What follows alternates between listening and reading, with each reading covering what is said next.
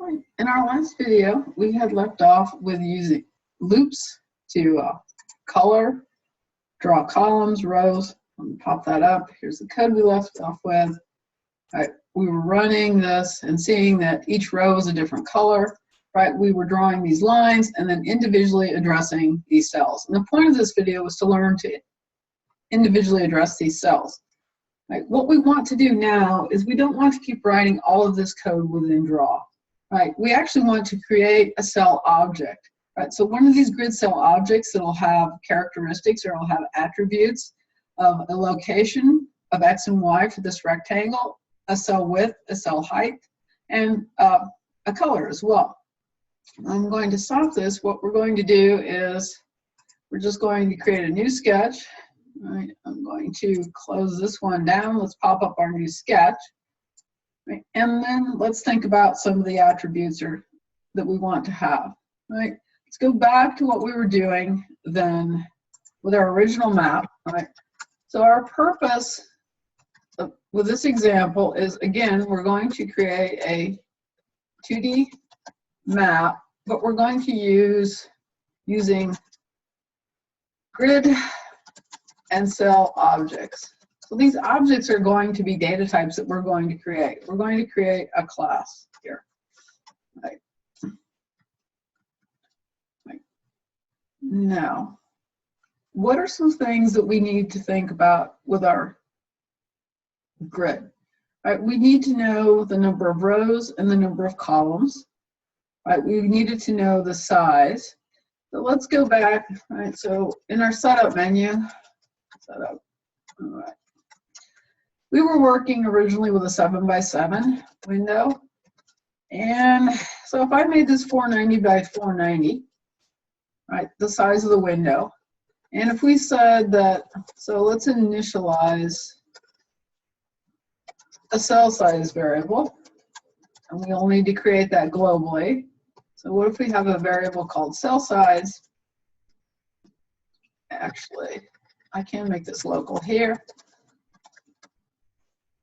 And let's make it 70 pixels wide. Right. Now let's go ahead and calculate the number of rows and columns in our 2D map. We could set that, but let's look at how we might calculate that, because that might come in handy later on when we're changing the size of the map. Because actually most of the time we're going to want to set the cell size and then calculate rows and columns based on that. So our cell size is often dictated by the smallest obstacle or object that we want to store in the map. Really, it will be the smallest obstacle that we can detect or we determine we want to detect. We may change the resolution of our map at some point and want to be able to do these calculations, have the program do the calculations rather than we have to recalculate it. So number of rows and columns in the 2D map. Right. And so I'm going to declare a variable grid rows is going to be equal to, and this floor function is going to return an integer. So I'm going to say height divided by cell size, and I want the smallest integer value from that. That's what floor will do. The floor function and grid columns. Floor. All right, if you've not used the floor function before, I'd suggest going to the processing reference page. Just go ahead and look up the floor function to get a better idea of how that works.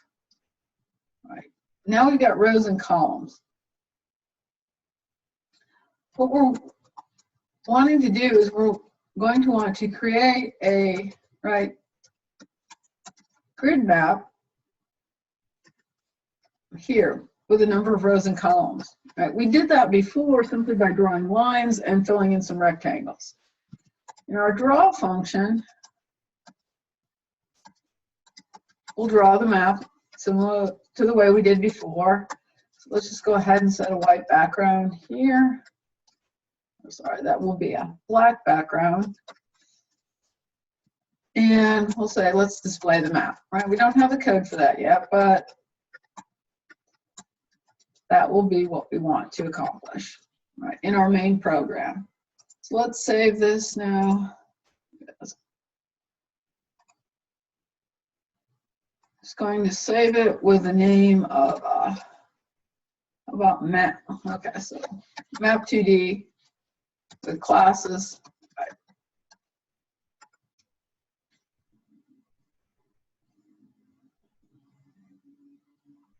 All right. So with classes, we're going to create a data type. So we're going to create then a class to do that. So we're going to click on here, right, to get a new tab. And this will be the same. So the name of my file will be the name of my class. So what I want to do is I'm first going to create a class called cell. It's going to represent each one of these cells in our grid. I'm going to say OK. And we start with the keyword class. We name our class. That's in this case cell, curly brace, ending curly brace. So this is the end of class cell. Right? Sometimes I like to put comments here because as this gets long toward the end, I lose track of my curly brackets. So I know that that's the curly bracket that ends my cell. All right. So we want to define the cell attributes, right? What are its characteristics? Well, it's going to have an X location and a Y location because our cells are going to be rectangles that we're going to draw. We'll use rectangles to represent the cells. We'll need to know the upper left and the upper right location. We might also want to know the row and column location within our map. That may or may not come in handy later. Let's add this here. It will come in handy in a future development, right? And cell size, right? So we're going to just have square cells. In this example, width and height are the same, right?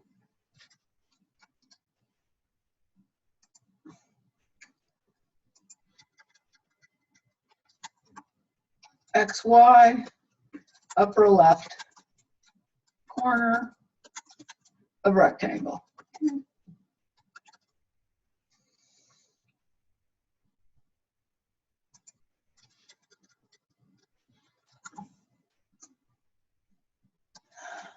Row, column is our physical location.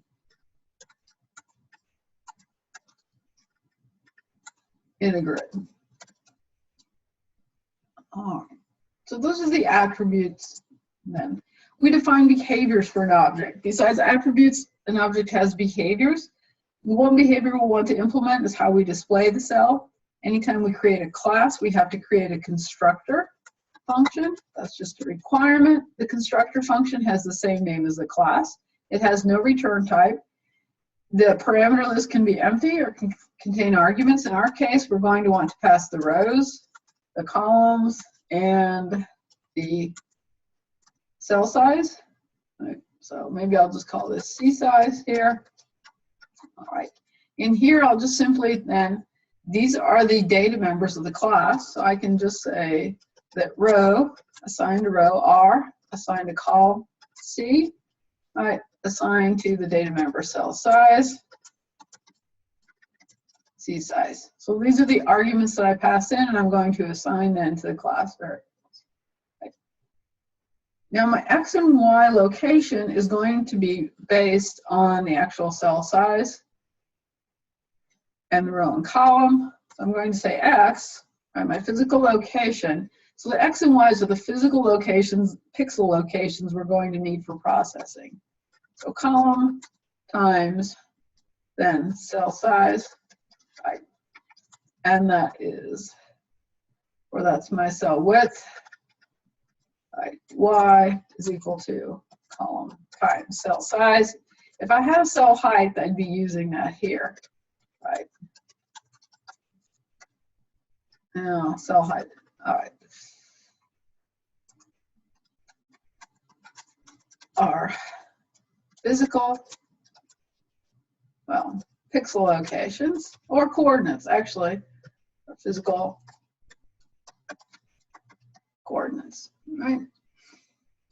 And then, oh, one other variable, one other attribute. When we draw this, we need color, don't we? So let's create then a variable of type color. I'm just going to call this state color. When we first draw this, we'll make them all the same color. As our states change, right, we're going to want to store obstacles in here, maybe keep track of different information. We might want to draw different colors based on that. So that's why I'm going to call this state color. And let's just initialize this to some sort of like initial state color. So state color will be set to, we call the color variable. If I just give it some sort of like gray here, right, and my constructor function, right. So we'll be able to create an object now with our constructor function. The other thing we want to do is actually display the cell. I'm going to call a function. I'm going to create a function called display. It doesn't return any information. It doesn't take any arguments in its parameter list. So let's draw a black border around this, right?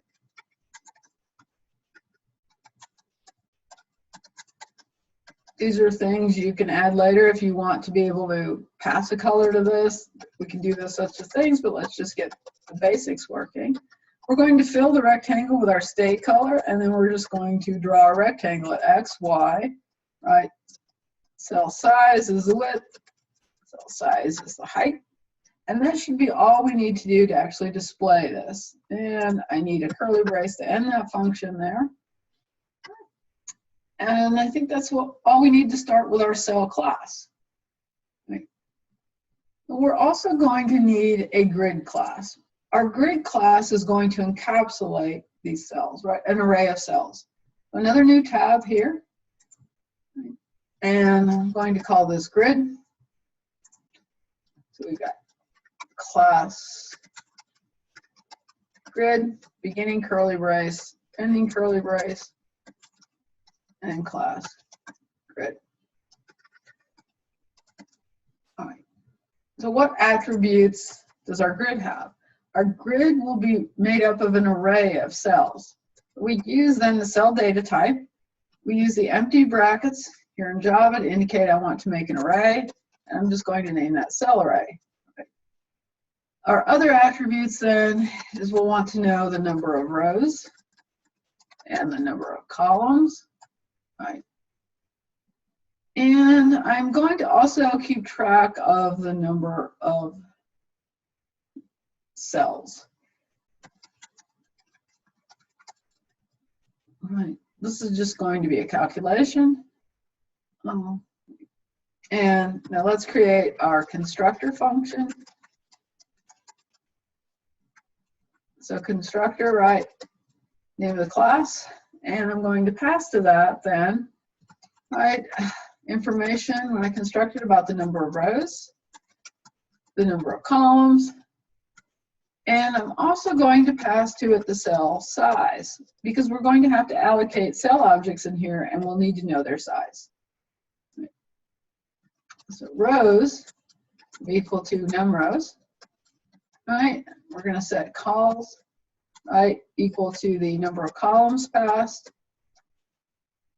And then cell count is simply going to be equal to rows times columns.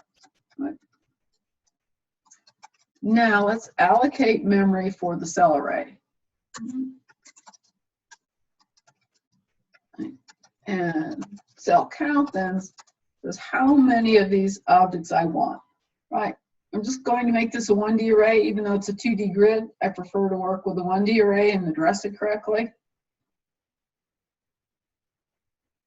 So that then allocated memory for that. And now let's populate, right, the grid with new cells, with cell objects, right? All right. So I'm going to create a variable called index to keep track of the index in the cell array. And now we're going to use a nested loop to iterate through the rows and columns.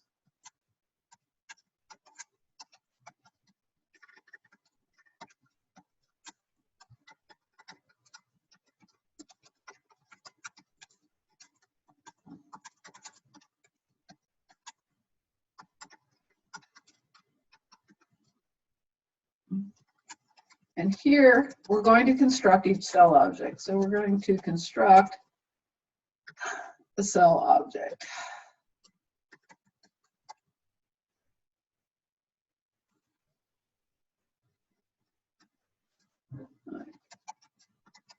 So our cell array, right, at that index, I'm going to say index plus plus. My index is going to start out at 0. With the post increment, it'll return the value of 0 and then add 1 to it. So that's how I'm going to increment index here.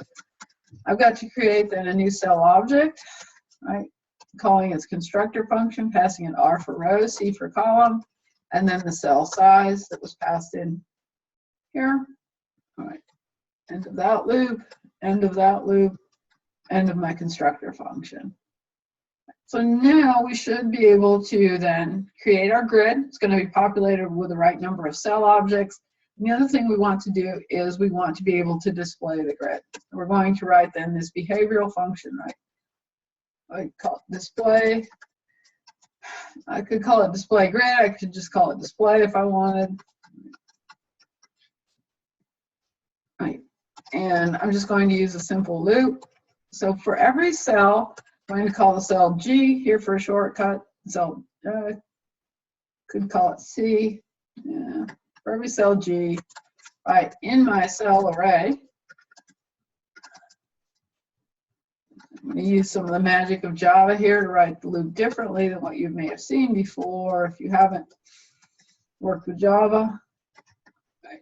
G.display. So what I'm doing now, right, is this is going to go all the way through our cell object, starting at index 0. Sorry, our cell array. It's going to return an object that we'll refer to by the name of G. Right. We'll call then the cell's display function, so G.display is calling the cell's display function. Right. And right, that should be the end of that function there. Right. So now back over, now that we've got our cell and our grid, back here, we should be able to now create, or this step, create a grid map. Right. We're going to need a global object here to do that. So we're going to say grid, right? That's our data type, our class name, grid. I'll just call it gmap, right? And that's my 2D map object. Okay, so I've got my cell size, got all that in here. So now, in order to allocate memory for that, so really what I want to say is I want to allocate memory for grid object. Up here, we declared it, but we have to allocate the memory. I can call it constructor function. I do that then, the name of my object is gmap. I want to assign to that then this new grid object that I'm creating. And what I want to pass to that here is we calculated the grid rows. For rows, grid columns, and then our cell size. So that will then invoke the constructor of that function. Down here, my black background, I should now be able to call then, I called my grid object gmap. I should be able to call that function display grid. And let's see if I made typos. Oh, no, that's not quite what I wanted. All right, what have I done wrong in my function? Because all I got was this diagonal. Must be.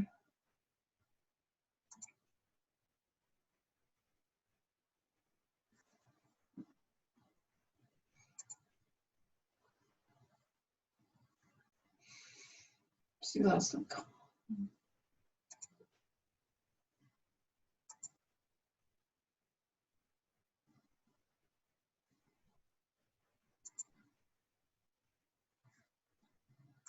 Okay, so here over in cell, X, Y, cell size, and those look fine. I think it's got to be the way I'm drawing here.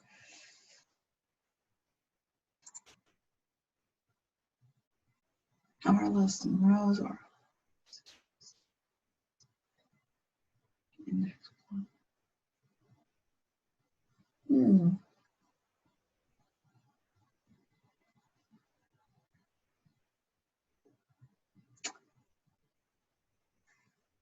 Rows times columns.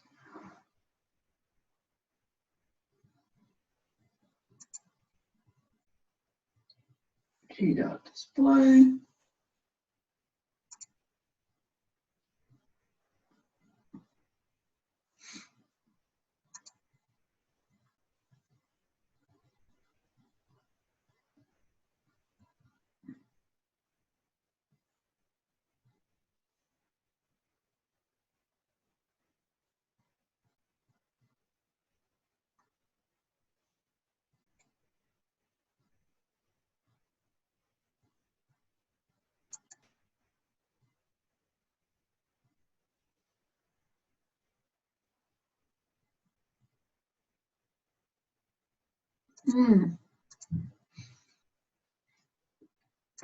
That's not helpful. I don't see it right off the bat.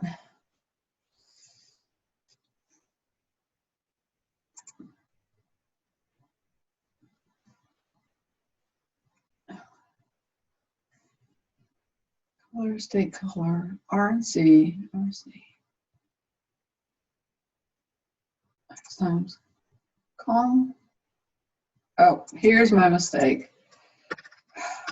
I did a copy paste or I mistyped. So Y should be row times cell size. That's much better. All right, sorry about that. Typo there. All right, and now the only other thing is if I really wanted to see the little black outline at the bottom here and at the right here of my, well, this is trivial, but I could make this another column wider, another row longer. And now we can see that complete stroke color. That's really more of a trivial point. Right? But now then, we've got the similar map that we had before, but now we can individually address each one of these. Before we were having to use loops, we'll find that classes and class objects are handy, right? Because our next step will be, we want to start keeping track of some information about whether or not there's an obstacle in the map. Right? So that will be the topic of an upcoming video. And of course, we'll be discussing it in our robotics club meeting and developing the code there.